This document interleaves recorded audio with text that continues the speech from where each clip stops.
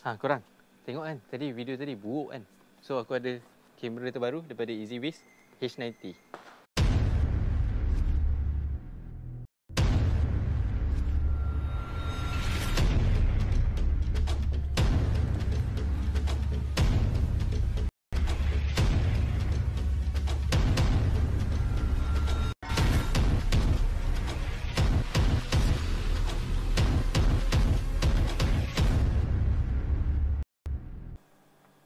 Okay, hai, selamat datang ke Zahin Adventure. Nama aku Zahin. Siapa yang baru datang ke channel aku ucapkan selamat datang.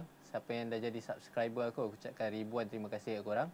So, hari ni aku ada produk baru daripada EasyWiz, iaitu H90. So, first kali, jom kita unboxing. So, bila buka kotak, kalau korang ambil package yang ada dengan memory card, so korang akan dapat memory card korang sekali. So, kamera ni dia boleh support sehingga 512 gig memory card. And then seterusnya kita ada manual book daripada EasyWiz. So yang ni pun jarang orang baca. And seterusnya adalah dia punya kamera dia sendiri. Dual lens kamera untuk model H90 ni. Dan seterusnya kita ada dia punya wall plug dengan skru. And ini adalah dia punya soket untuk masuk balik dekat dia punya ni lens ni. Dan last sekali, benda yang paling penting adalah nyawa dia, iaitu power adapter 12 volt. So kalau korang beli untuk produk Malaysia ataupun Asia, korang akan dapat ni lah, 3 pin lah. Kalau untuk overseas, dia selalunya datang 2 pin je. So itu saja dia dalam kotak. Jom kita tengok apa keistimewaan bila korang beli EasyWiz ni untuk model H90. So first at all, dia didatangkan dengan 2 lens kamera. So 2 lens ni, satu kamera dia adalah 6.0 size lens dia, and then lagi satu adalah 2.8. And kamera ni juga untuk pengetahuan korang, dia boleh cover sehingga 2K video resolution. So bagi aku, untuk kamera sekarang ni agak terang lah, 2K resolution kan, CCTV 2K, hebat tu. And then dekat kamera ni dia ada 2 LED light di bahagian atas, and di bahagian bawah dia ada 4 LED light. So 2 kamera ni, satu di bahagian atas, satu di bahagian bawah.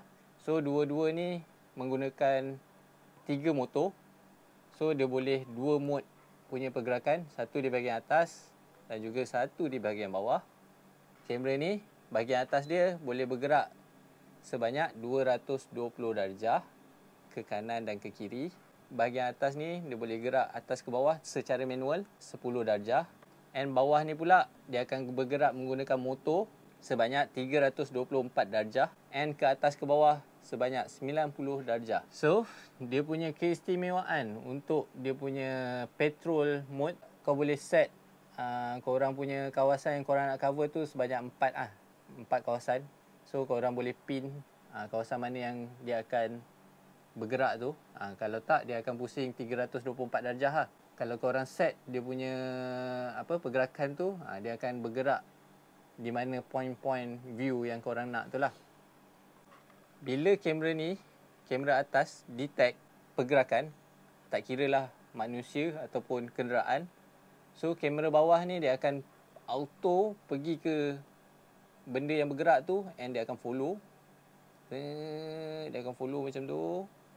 So dia akan cover 360 darjah.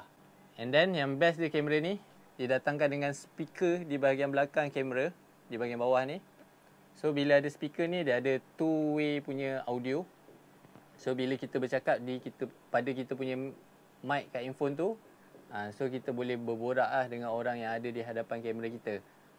And tidak lupa juga, dekat apps dia kita boleh set, bila ada motion detection, dia akan pancarkan bunyi. So dia ada alarm punya bunyi, And then korang boleh letak preset korang punya voice sendiri. Contohnya macam korang cakap, oi, buat apa tu? And dia juga boleh mute kan dia punya voice tu lah. So bila dia detect, dia mute je, dia tak bunyi. Tu pun korang boleh set. So pada waktu malam, dia punya aperture untuk kamera ni adalah 1.6. So bagi aku sangat luas lah untuk penerimaan cahaya dia tu pada waktu malam. So bila 1.6 ni, kamera dia boleh menggunakan dua mode, iaitu black and white, hitam dan putih, dan juga color mode. Color mode dia tu pun agak power. Dia boleh cover sehingga 40 meter jarak penglihatan. So agak terang lah pada waktu malam. And pada waktu malam juga dia akan disupport dengan dia punya ni lah, LED dia ni. 2 di bahagian atas dan 4 di bahagian bawah ni. So dengan bantuan LED ni juga boleh membantu pencahayaan dan memberikan gambar di waktu malam yang berwarna dengan lebih sharp. Seterusnya, daripada segi connectivity, korang boleh connect kamera ni dengan menggunakan Wi-Fi. Ini dia punya antena dia. And then korang boleh juga cucuk LAN cable kat sini. Satu lagi ni adalah dia punya input untuk power lah. Okay, seterusnya cara macam mana korang boleh attach korang punya CCTV ni.